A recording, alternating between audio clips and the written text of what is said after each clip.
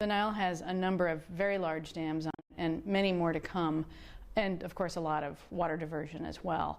At this point, the Nile has about 25% less water than it did in its historic times. A lot of this is from diversions and large dams storing it. The Aswan High Dam, just to give one example, actually evaporates about 10% of its total storage every year. It actually ends up being something of a deficit of water for Egypt. That's just one of the big problems with large dams. The Aswan Dam, or many large dams, but the Aswan is particularly bad at this, holds back sediments, and those sediments are what replenish farmland. It's one of the reasons that about half of Egypt's farmland now is considered poor or declining quality, and one of the reasons too that so much artificial fertilizer has to be used on these farms. It's also affected the delta. Now, deltas are important because they protect us from major storms, which are expected to get much worse with climate change. There's going to be many more Hurricane Katrinas, and including in the Nile region. The delta, because of the Aswan High Dam holding back this sediment, has been shrinking and shrinking and shrinking, and no longer provides a kind of natural protection. So we've lost natural fertilizers, we've lost natural land replenishment, we've lost the protective capacity of the delta to provide some protection from major storms. Large dams around the world have displaced 40 to 80 million people at a minimum, probably actually a bit more, just forcing them off their lands. Those are the people who are directly moved because the dam floods their lands or makes their lands unusable. Another many more millions have been affected by the hydrological changes. When you build a big wall of concrete in the middle of a river, less water makes it downstream. More water evaporates, major hydrological changes. The river actually lowers below the dam, which changes where the groundwater is, which makes it harder to actually get groundwater as well. So major changes. The chemistry of the river changes. Everything changes, and all these natural resources that people once depended on can no longer be depended on. That, of course, will get much worse with climate change. So many millions of people have been displaced by large dams in Africa, and specifically in the Nile. Tens of thousands for each of the dams have lost their lands and everything. In many cases, such as Meroe and the Gibe dams in Ethiopia, there has been a lot of repression around the building of the dams, and people who wanted to have a say in what their lives would look like afterward and wanted to have some of the benefits of the large projects come to their community since they were giving up everything.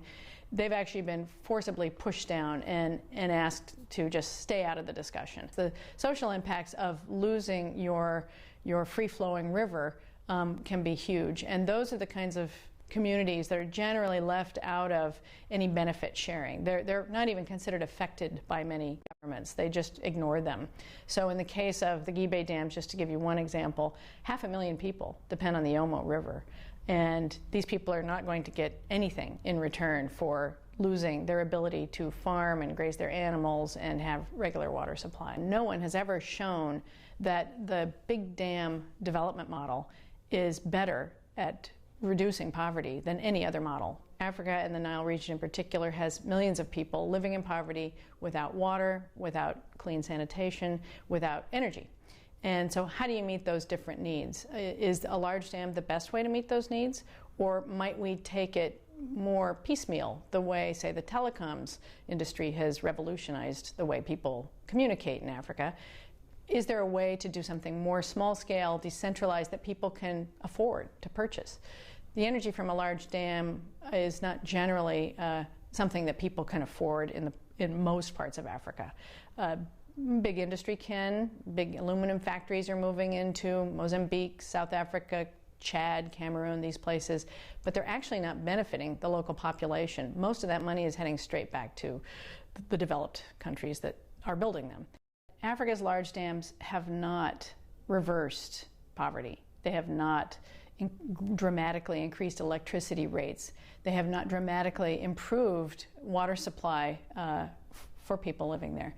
What they have done is help create a small industrial economy that tends to be companies from Europe and elsewhere. And so these benefits are really concentrated in a very small elite. Just to give you an example, Zambia and Zimbabwe have 10 times the water storage, often seen by the World Bank as a measure of kind of development progress. So Zimbabwe and Zambia have 10 times the water storage as Australia. Are they equal in wealth and development? No, not by a long shot. And Paraguay, I think it is, has like 10 times the hydropower capacity of Australia. Same thing. Just it's not necessarily a sign that your development progress has gone the way you'd like it to. So no, large dams have actually been kind of a development failure for Africa. Can you actually have sustainable, long-term, healthy development and economic growth if you destroy the kind of natural resources that you really can't live without? You actually can't live without healthy rivers. You just can't. And so if you destroy those rivers and everything they provide, it's not just water, it's not just flowing water, it's farmland replenishment, it's these deltas and the fisheries. Offshore of the Aswan High Dam, we've seen huge drops in the fisheries. That's not the only example. It's happening around the world. Destroying your natural resources for short-term growth is just not a good development path. There isn't a single dam that we know of today, in Africa or really elsewhere, but we'll focus just on Africa, and specifically the Nile. There isn't a single large dam project that has been analyzed for how climate change will impact it. This is, as you can imagine, a huge, glaring omission. Everyone knows that climate change is going to affect our rivers, and it's going to increase evaporation in hot places, it's going to reduce the flow in most cases, but it also might lead to bigger floods, meaning that the dam you designed not paying attention to a changing climate could no longer be safe. It could be a real risk. So you've got a lot of problems with the actual design of the dam, design and operation of the dam that isn't being taken into account because they're not looking at climate change as a factor in the design of dams in Africa. And then you've got the double whammy of people downstream who already are going to need massive help in adapting to a changing climate and changing water supply. And now you've made it harder for them because you've cut off their water supply.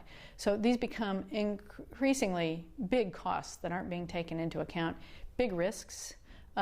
Most of the economies in northern Africa and in the Nile are heavily dependent on hydropower, way more dependent than most of the rest of the world. Most of the economies in the world that are hydropower dependent, heavily dependent on large dams, they're the poorest in the world. This has not led to them becoming stable and wealthy. It's kind of the opposite. The only wealthy country that is heavily hydropower dependent is Norway.